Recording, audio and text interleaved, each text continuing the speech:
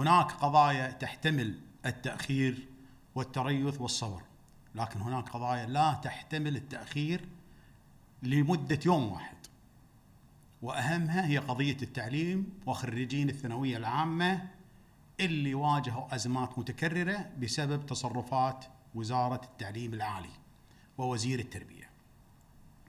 لا يخفيكم أن الوزارة مستمرة في تخبطها في إصدار القرارات، خاصة في توقيت هذه القرارات الموجودة.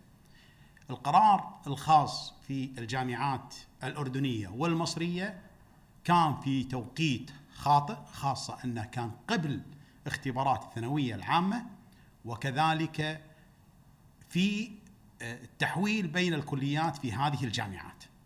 لذلك هذا القرار كان توقيته خاطئ، وأثر على نفسيات الطلبة وأولياء الأمور هم بسبب هذه القرارات اللي جت فجأة. التأثير كان من خلال الطلبة الخريجين في الثانوية العامة قبل الاختبارات، وأثر عليهم في نتائجهم، وكذلك في المقبولين في التحويل بين الكليات.